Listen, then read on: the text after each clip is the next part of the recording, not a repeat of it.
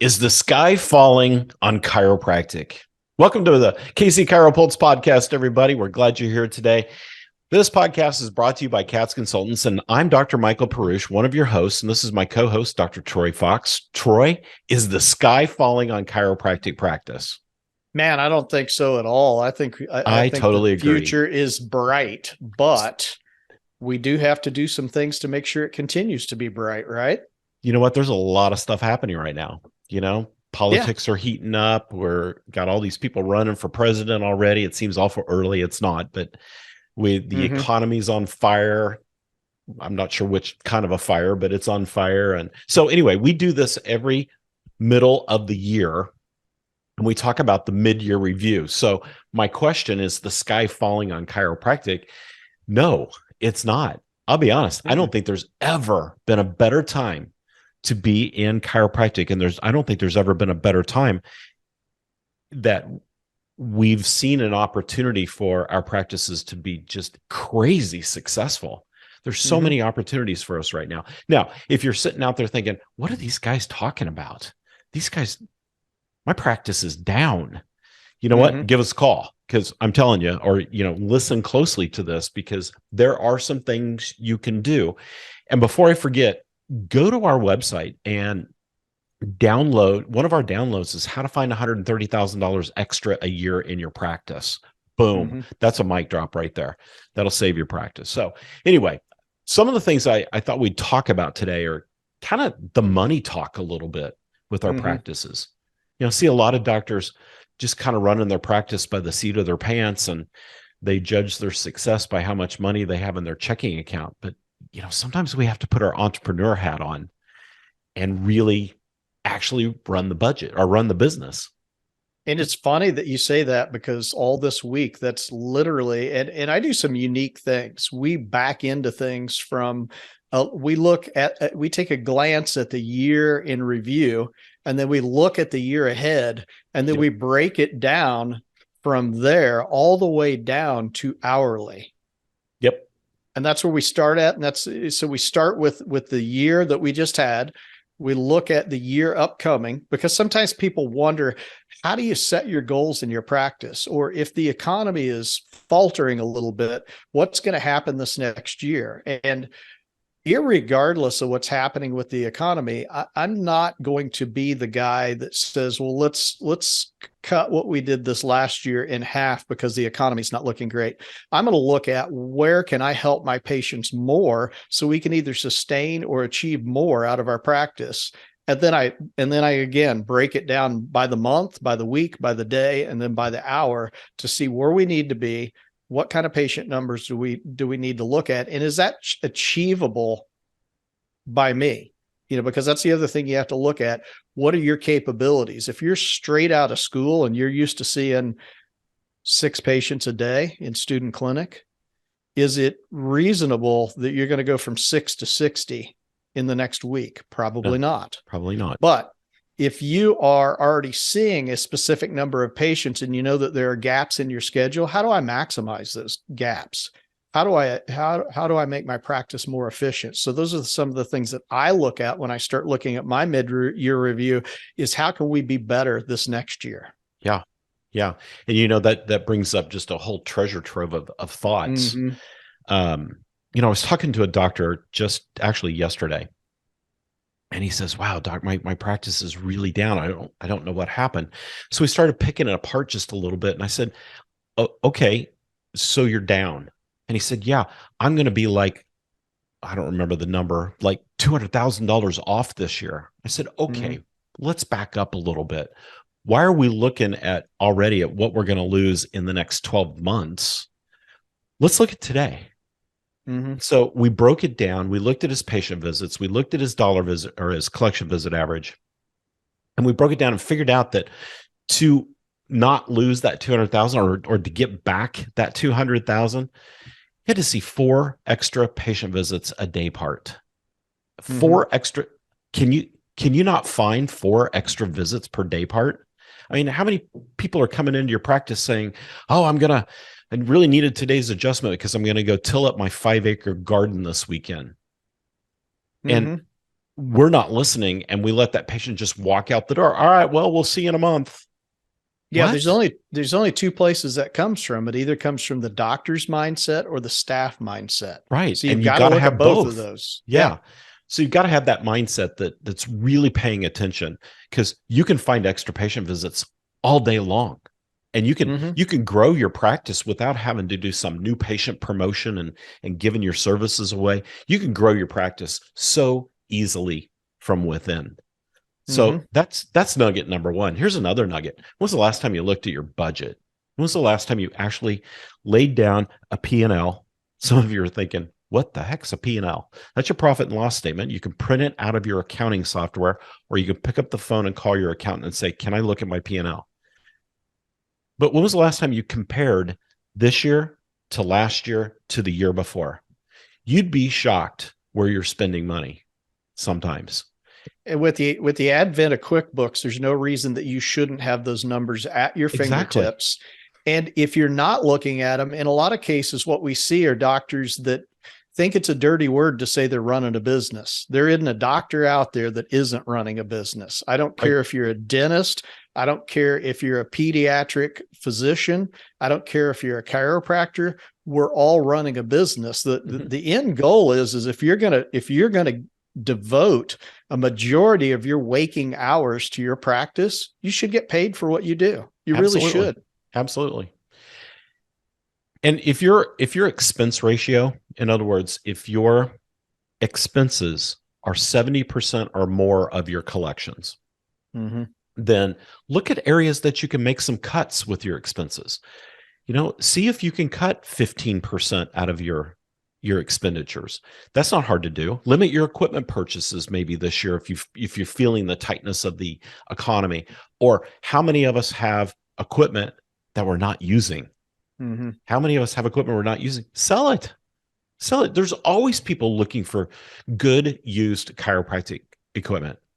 Look at your suppliers, because sometimes your suppliers that you've used for the last 20 years may not be anywhere near what the low price is for the product that you're purchasing to bring into your practice as well. It's a great point. Yeah. Look at your supply chain, and how much of your collections are you actually saving? We always recommend that you should be saving at least 10 to 15% of your collections every single month. Slide it over into a business savings account and don't touch it. It's there for a rainy day when you need it down the road. Doing those kind of things just make good financial sense. It makes your business healthy. You shouldn't spend every last dime in your checking account, your business checking account, every month. It's an insurance policy. I mean, I look at it this way. Let's say that this weekend I decide to go out water skiing because it's Memorial Day weekend, and somehow in some freak accident, I blow my knee out or break my leg. Well, if I didn't save money back and I don't have a business account that can withstand that, I'm in a lot of trouble.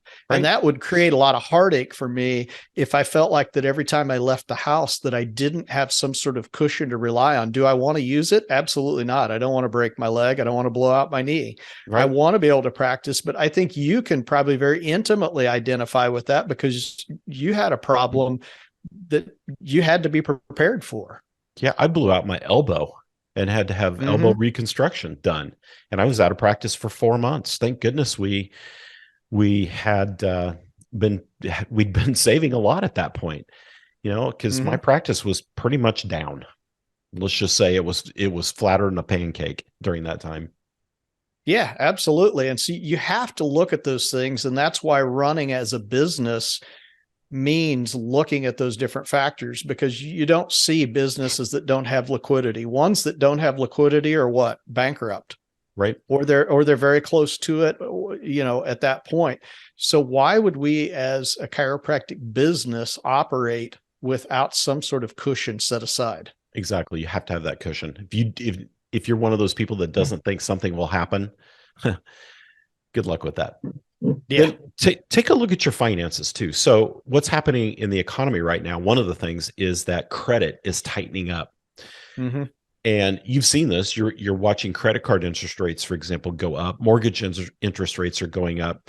The regional banks are in financial distress. At least some of them are in financial distress because their treasury bills that they have to buy, their treasury securities, are down in value in a lot of cases because the feds have raised rates. So as rates go up, the value of your treasury bills goes down. And so credit's getting tight. So go talk to your bank as soon as you possibly can and see if you can get a small line of credit set up if they're still lending. You don't have to use it. You don't have to pay for it if you don't use it. There's no charge to it. There might be a documentation fee of $25 or $30 or something to get it set up, but that's no big deal. But then you've got an extra emergency fund. And instead of using credit cards so much, you dive into you put something on a credit card, you get those airline miles, then you use your line of credit to pay it off, and then you replenish your line of credit from your collections. And if you do it rapidly enough, you won't have any expense against it, and you're not using your own money. That's a positive way to use leverage. Get off the credit cards, get onto a small, inexpensive line of credit, and save yourself a bunch of money. And if you do have to make a decent sized purchase in this economy, which I just did not too long ago, and my interest rate wasn't where I wanted it to be. It was higher than I really wanted to pay for an interest rate, but it was as good as I was going to get. Right. Here's how you offset that. You offset that by making sure that you're not spending everything you make. Again, setting money aside, but I'm setting additional money aside to pay down the principal of the loan faster so I can offset that higher interest rate. Now I've basically got the loan at a low. It says it's maybe at 7.2% or whatever the loan was. But now all of a sudden I'm offsetting that by paying my principal down faster. And it's just a simple principle to where, it hurts a little right up front because it'd be nice to have that extra $400 or $500 a month. And instead you put it towards the principal, and now I'm not paying the bank more than I should. And I hate paying people stuff more than I should, paying more than I should for stuff. Absolutely. Absolutely. The other thing that we need to do as business owners is we need to dive into the profitability side of the practice. And where's the profitability? Well, it really lies in just a couple of places. One, it lies in how good you are at collections. And of course, collections are also driven by how good you are at layering in services in your treatment plans. Now, I would never tell you to do services that the patient doesn't need. That's not what I mean. If the patient only needs an adjustment, great, only do the adjustment. But how profitable are your treatment plans? How profitable is your fee structure? When was the last time you even looked at it? Some of you are sitting out there thinking, I don't even know what my fees are, which is fine. I don't know that I really always knew what mine were. Well, I did, but you did when you figured them out. And that's another layer that I want to add into this as well. You have to look at, and you have to look at it from a minute by minute. Remember how I just said I broke everything down to the day, to the hour? So when I look at my services, I look at the amount of time that it requires to provide a certain service. And then I look back at what my hourly rate should be. And I always base that off of, okay, if I were just adjusting patients, what would my hourly rate be? Now I want to back that in, and I want to look at exams. I want to look at needling. I want to look at you're doing counseling for nutrition services. What should the cost be on that? Now, you can look at it and you realize that we've talked a lot about this. When you do first day services like exams, you're probably going to lose a little money on the exam. You're not going to be able to charge for the exam rate. And so that's not going to happen. But you want to approach that. You want to get close. You don't just want to throw a nominal number out there and go, well, this looks really good. And I think that's going back to that poverty complex where you're trying to play, let's make a deal. When you lower that exam price, you're not doing a special. You just every day have the exam price lower than it should be. So you're actually losing more money than you should. So analyze the services you're doing, how long they take to provide that service. And does that fit into the hourly rate model that you've got so far as your adjustments go? It's a good way to back into it. Exactly. And if you haven't raised your fees in a while, there's still, I think, a small window of opportunity to raise them a little bit. But here's one thing happening right now. The CPI number, which is Consumer Price Index, has started to bend just a little bit here as we come into the middle of the year. And what that means is that the consumer appears to be hitting their tolerance on prices. And so we all know this, gas prices are up, eggs are up. And we're starting to see some things actually settle back down, but that's because of the CPI. So as that CPI starts to bend, the window of opportunity to raise your fees kind of starts to close up just a little bit, because that means people are really paying attention. So, but if you haven't, again, you may still have a little bit of an opportunity. And here's one way that you can raise them and still offer patients a good deal. Use a TPA. What am I talking about? Chiro Health USA is a great example of a TPA. It allows you to create a legal discount program for your patients. And there's a real nice way to set these up. It creates a membership program in your practice. It allows patients to have a good deal. And some of you are out there going, I'm not doing that. That just doesn't sound right in my practice. You know what? Patients are used to it. Every doctor they go to, whether it's the dentist, the eye doctor, even hospitals have these now. They have these discount programs to help with services that insurance doesn't cover. And what's one primary thing that insurance doesn't cover? The maintenance adjustment. So the TPA also allows you to quit playing the insurance game with your patients and your care plans, and move patients really simply over to a cash-based fee schedule. And that really helps your profitability in the long run. And when you look at the CPI, and we're all looking at that right now because we're going, okay, are people maxed out? Do people have expendable income? Chiropractic has become an integral part of people's healthcare. So they're going to utilize it. But here's two things you look at. Number one, what are the other doctors in your area? What are the other chiropractors in your area charging for similar services? That's always a good place to look.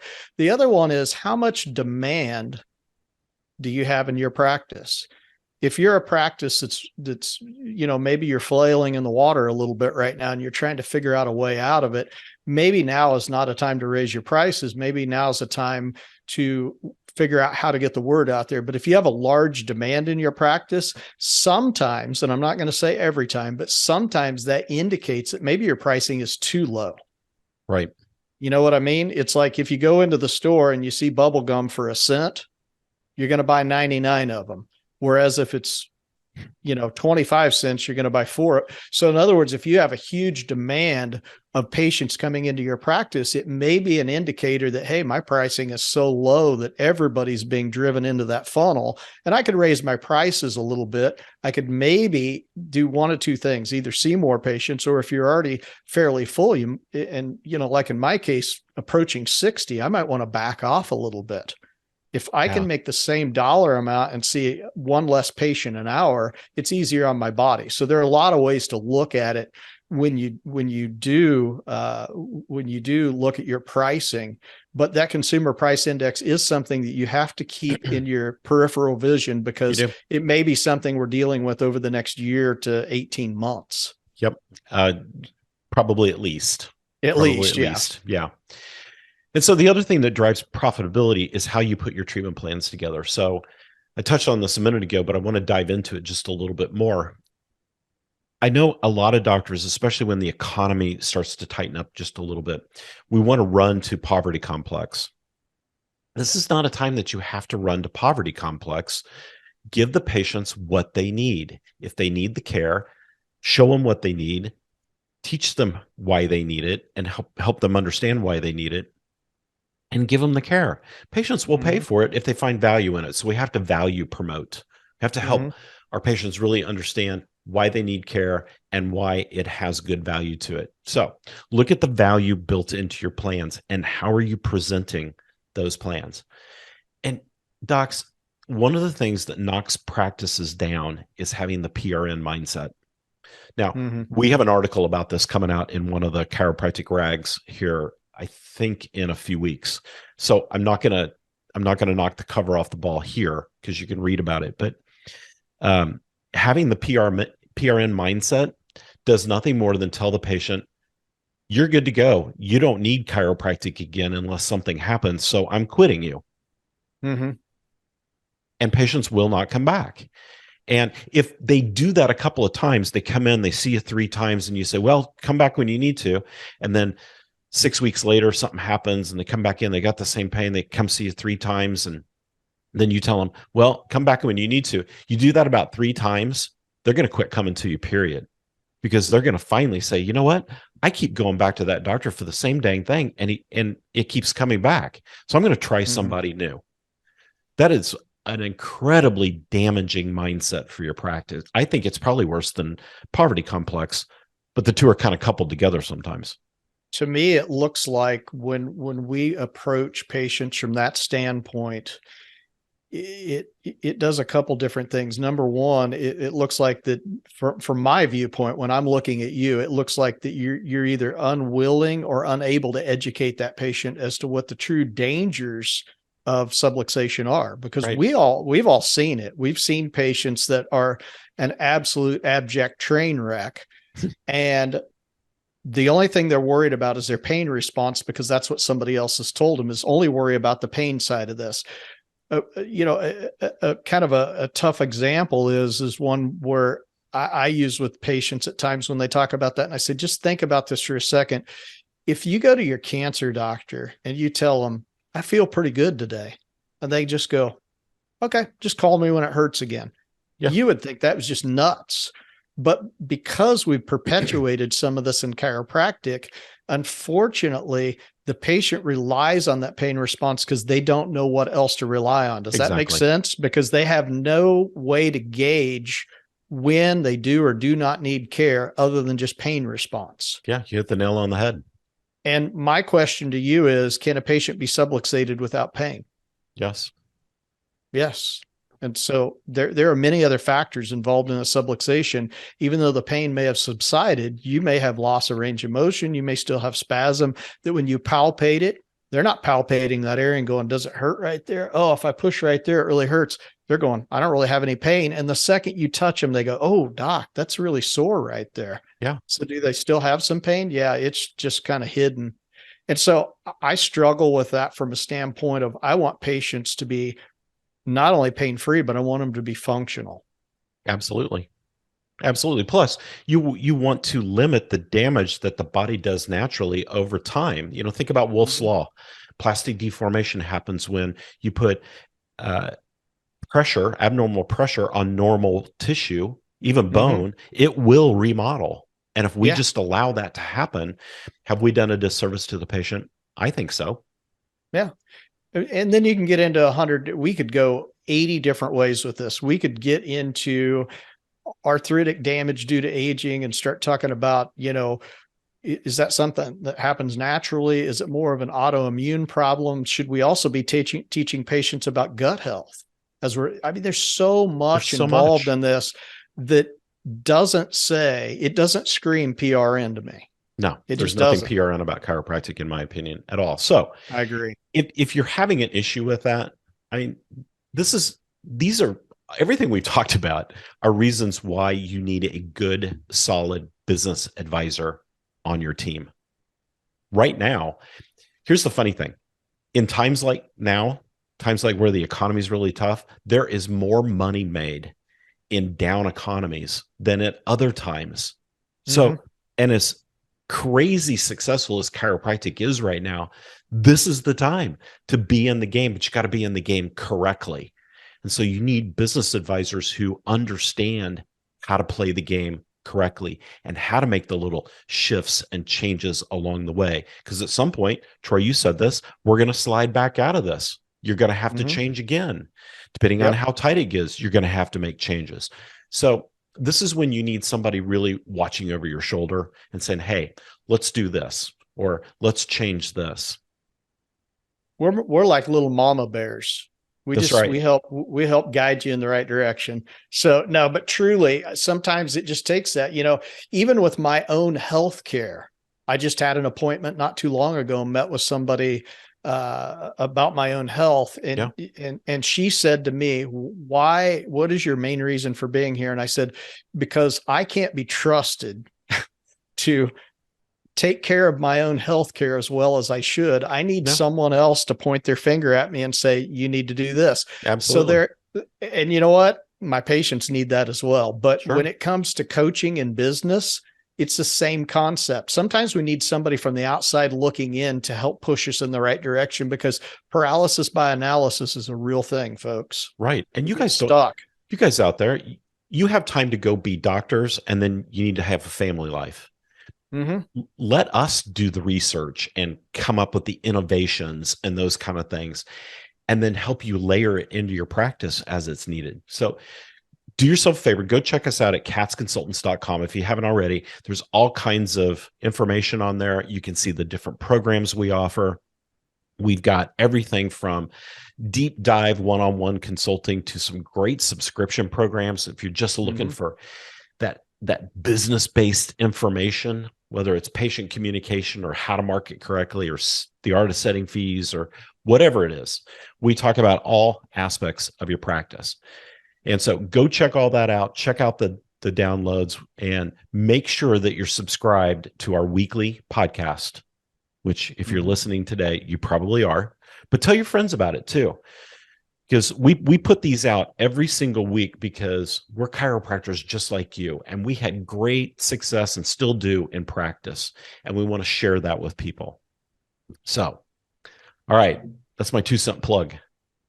I think that's a great 2-cent plug. And honestly, sometimes we look at where we're at and we think it takes such a major change. And it's amazing sometimes the tiny baby steps that we can give you that make big changes in your practice. And that's what I really love, is sometimes a little tiny change changes the whole barometer and brings the whole staff back together in excitement about what you're doing. Because face it, we all have hills and valleys in our practices to where we're not as excited about going in that day as we were yesterday.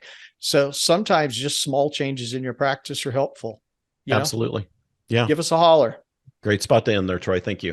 All right, everybody. Thanks for listening to the KC CHIROpulse podcast, brought to you by Katz Consultants, helping doctors keep their pulse on success. So go check us out at katzconsultants.com, and we will see you next time. See ya.